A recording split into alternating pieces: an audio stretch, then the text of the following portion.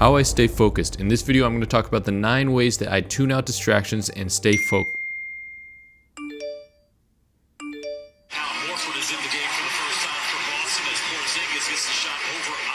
Alright, actually got distracted there for a second. Obviously, I still have some work to do, but in all seriousness, we all get distracted at some point, maybe some more than others. We'll never be perfect, but there are certainly ways that I've been able to significantly improve my ability to quickly get into a state of focus, stay in that focus state for longer, and decrease the amount of times that I get distracted. When I don't follow these techniques, I find that my productivity starts to crumble. Alright, this first one you might not like because it is so obvious, but I'm telling you, if you don't do this already, it is probably the quickest way to instantly improve your focus and productivity, and that is to keep your phone in another room, turn it on do not disturb, turn off your notifications. I shouldn't have to explain why, just do it. Next, I like to clean up both my physical and digital workspaces. It's not necessarily that having a messy desk distracts me. It's not like I'm like looking over at the random junk I have on the side of my desk. It's more that when you have a completely clean, clutter-free desk, that you're able to narrow your focus on your computer or whatever you're working on that much easier. And the same goes for your digital workspace, your computer, your phone, whatever you use to work. If you have all these, random applications, files all over the place, you can't find anything, then that's just gonna hurt your ability to get into that focus flow state and decrease your productivity. Next up, there's the question of what to listen to when we're trying to focus on something. Obviously, we don't want to be listening to a podcast, watching a YouTube video, or an audio book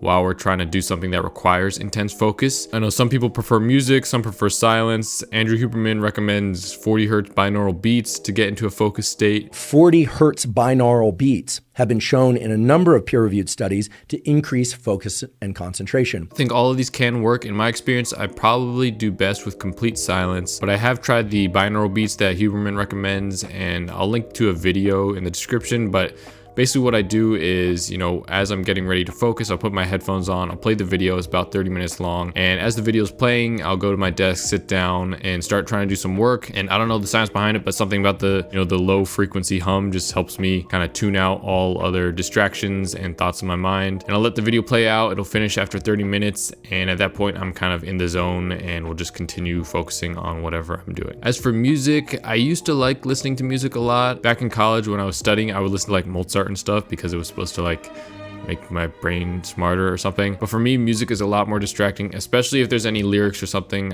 That has never worked for me. But even with like lo-fi beats, instrumentals or something, I just kind of like get too into it and like start listening to the music and like vibing to it. What I would do is maybe just try focusing first with some instrumental music playing, then try complete silence, then try the binaural beats, and see, afterwards how your focus session went and which one works best for you. All right, next up, this is a really impactful one that I feel like isn't talked about too much in relation to productivity and staying focused, and that is your diet. What I've been doing with my diet that has been a complete game changer for my focus and productivity is avoid eating a lot of carbohydrates or a big heavy meal before you want to focus on something. So I would definitely avoid eating lots of bread, pasta, rice, any of those starchy carbs before you want to focus, or really a large quantity of any food will hurt your focus, because basically if you eat a lot, the blood will go towards your stomach because it has to help your body digest, and digestion is one of the most taxing processes your body can do. And so it naturally causes you to feel kind of sleepy and hurt your ability to focus. You've probably felt that afternoon crash and energy after lunch, and part of that is because of your natural circadian rhythms maybe dip down later in the afternoon. But a lot of that can be mitigated if you avoid those carbs and big heavy meals. If I ever want to go max focus, I'll usually just skip breakfast and maybe drink some caffeine in the morning. But lately I've been trying to gain a little weight, so I've been eating breakfast but just keeping it light to maybe some eggs and fruit. Lunch, I've been eating mainly, meat, protein, and minimal carbs, because for me, I know if I eat a big heavy lunch, I'm gonna really struggle to focus in the late afternoon. Dinner is when I'll usually eat some more carbs because of course they taste good, but then also it's okay at that hour if, I get a little sleepy because it is closer to my bedtime. Next, I found that it's crucial for me to plan out what I'm gonna do and make any necessary preparations the night before. If I don't even know what I'm gonna do when I sit down to focus, then it's just gonna be that much harder to get into that flow state. My mind's gonna be all distracted thinking about what should I do, and then I'll probably end up doing some shallow work, things that don't take as much effort and are just kind of easier to do, or I'll just end up getting distracted completely by something else. If you do all your planning the day before, so you know exactly what you're gonna do when you sit down to focus, you'll decrease friction and make it that much easier to slip into that flow state. If you want to see how I plan out my day, I've got a couple videos on my channel on my simple productivity system. Next up, another good way to increase focus is to use caffeine. And caffeine is tricky because if you consume it at the wrong times of day, it can really be detrimental to your focus and productivity. But if used in the right way, it can increase alertness and focus. So I personally wait until after I've done at least one deep work focus session in the morning before drinking any caffeine. So for me, this is usually about an hour and a half to 2 hours after I wake up. And I usually consume caffeine in the form of Japanese teas, maybe some matcha or yerba mate. But I also make sure not to drink any caffeine after 12 p.m. so it doesn't affect my sleep. But I also wouldn't feel like you need to consume caffeine or drink coffee or whatever in order to focus or be productive. Plenty of days where I sort of just forget to have caffeine and it works out just fine. Next up, I would find your rhythm. I generally stay focused for between 60 to 90 minutes or a maximum of maybe 2 hours before kind of getting up and taking a little break. And that 60 to 90 minute interval is generally what scientists like Andrew Huberman will recommend, because naturally after about an hour or an hour and a half of focusing, you'll find that your brain sort of starts to snap out of it and get distracted by random thoughts. And this is completely normal. Don't expect that you're somehow supposed to focus nonstop for like 3 or 4 hours straight without taking a break. Once you find your mind kind of wandering and slipping out of focus, it's best that you just get up and take a short break. The big issue for a lot of people, myself included, is that we don't take restorative breaks. The first thing that you'll see a lot of people do when they take their break is reach for their phone,